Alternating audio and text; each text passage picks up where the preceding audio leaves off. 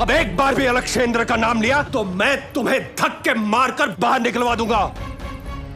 समर्थ है धनानंद किसी भी आक्रांता को उत्तर देने में। और तू कौन है ब्राह्मण? किस जनपद, महाजनपद या राष्ट्र का निवासी? ये पृथ्वी मेरी मां है और मैं उसका पुत्र हूं। मां का नाम है भारती, इसलिए मैं हूं भारतीय। हिमालय से लेकर समुद्र पर्यंत तक जो जनपद है उस राष्ट्र का मैं निवासी, और उसका नाम है भारत। कहां है वो भारत? वो श्रुति में है, वो स्मृति में है, वो सूत्रों में है, वो आगम में है, निगम में है, इतिहास महाकाव्यों में है, धर्म अभिधर्म में है, सरस्वती सिंधु नर्मदा कावेरी सरिता सागर, कश्मीर कांची पर्वत पठार खेत खलिहानों वन विहारों में है सम्राट। वाचाल, इस खंड खंड में बटे हुए भारत में तू रहता कहां है? तक्षशिला भारत में। मैं दूत हूं उनका जो अलक्षेंद्र द्वारा मारे जाएंगे। मैं दूत हूं उनका जो अलक्षेंद्र के सैनिकों के पैरों तले रौंद दिए जाएंगे। मैं दूत हूं उस भारत भूमि का जो अलक्षेंद्र के द्वारा पदाक्रांत होगी। मैं दूत हूं भारत की उस स्वतंत्रता का जो कुचल दी जाएगी सम्राट।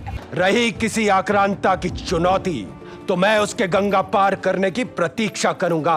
किसी ने साहस किया, उसका सिर मगध की ठोकर में होगा।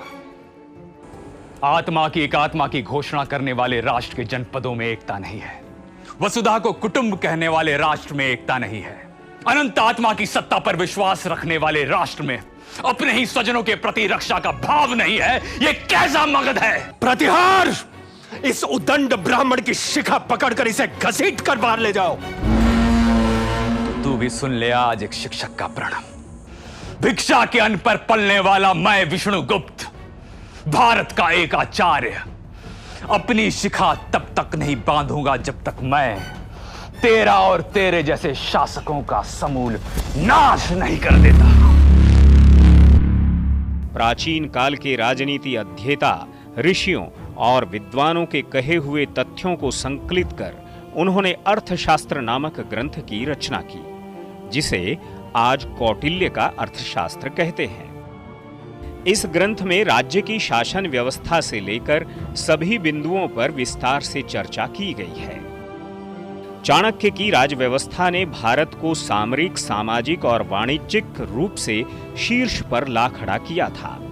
कृषि, राजस्व, व्यापार, विदेश नीति, सुरक्षा और गुप्तचर जैसे तंत्र पर खड़ा मौर्य साम्राज्य कई शताब्दियों तक भारत के गौरव का कीर्तिगान गाता रहा। इतिहास की आज की कड़ी में बात करेंगे मौर्य साम्राज्य की शासन व्यवस्था की और जानेंगे कैसे खड़ा हो पाया